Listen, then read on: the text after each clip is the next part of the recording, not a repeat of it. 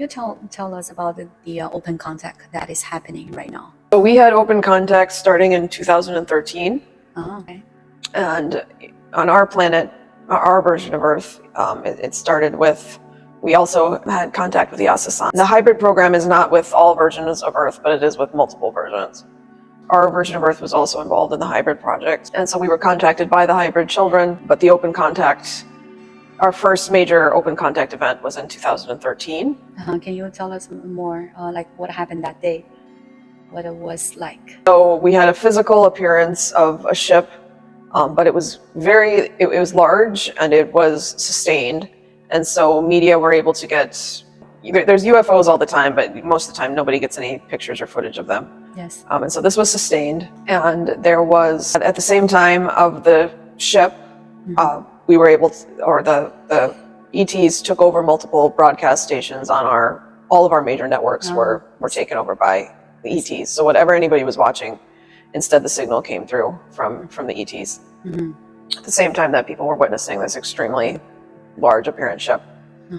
And is it multiple locations? The ship was just at one location, but the major networks were taken over worldwide. What was in the station?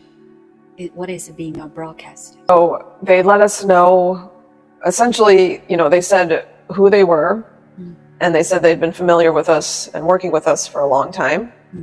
And they were extending an invitation for us to continue to communicate with them in peaceful and amicable ways. And so it was an invitation for contact for those who wanted to be in contact. And they also gave a very specific meditation to do if you wanted to be part of this ongoing contact, because they can communicate telepathically. So how you understand their message is in your language? Yeah, when it was being broadcast in the local languages. And so which alien species is this? It's the hybrids between the Greys and the humans. Tell me more about this, the hybrids. They look like a human? They look like a mix between the human and the Greys. So they look humanoid, but they have much larger eyes, and they have many of the psychic abilities that the Greys have. Let's say they have the ability to communicate telepathically. First of all, everyone, that's how they communicate with each other. They also can practice remote viewing. They do not need to eat anymore. They can just take in energy directly. And you can meet with them, that they showed up? So that was the first event in 2013, and now we have some of the hybrid children 10 years later are living openly on Earth. So they live, let's say, not together with a human. They live in their, like a community, or how does that work? They live in their own. They have their own neighborhoods, but they interact, like they're intermingled with us. We see them around.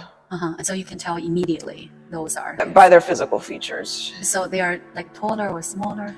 They're roughly the same size, but the main difference that you'll see is their eyes. They're quite large, and they're dark, much darker than human eyes. How about their skin? Their skin is kind of a mix. It's pale. It's a mixture between what the Greys' skin looks like and ours. It's a pale white. And do they wear clothes? They do. Regular human clothes?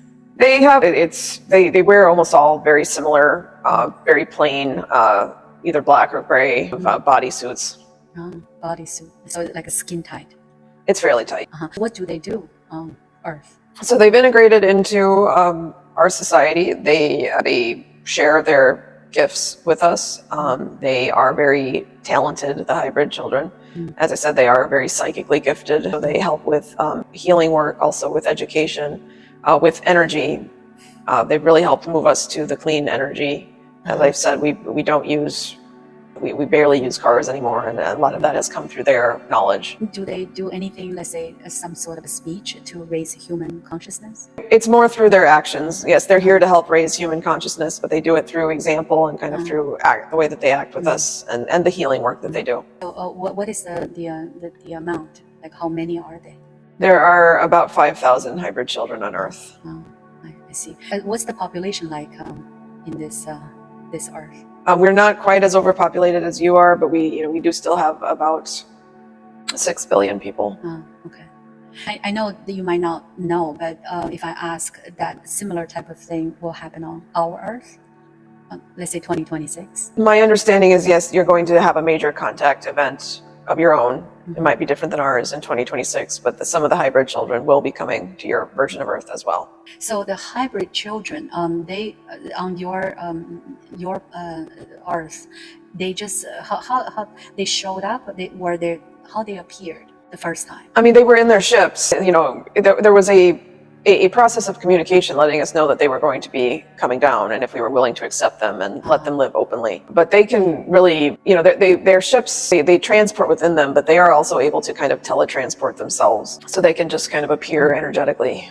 So what was the initial reaction of people on your?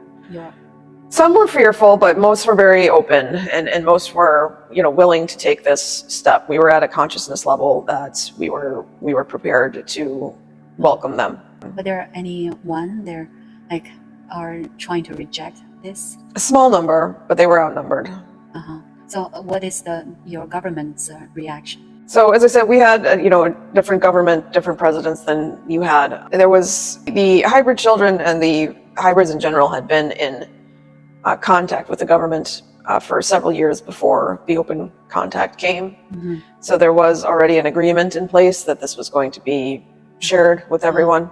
It was peaceful. Yes. What is this your plan, your version of Earth? How it will be developed from this point? How the civilization is? What is the next step? Well, we're continuing with our healing process and raising our vibration and our, you know, clean energies, living more harmoniously with each other and with the Earth, with the hopes that, you know, we're going to continue the evolutionary process and, you know, joining the Galactic Federation at some point, hopefully in the near future, and you know, living more consistently in the fifth dimension. I see. Sometimes, or we call New Earth here. That can we consider this as a, you know, like one version of New Earth?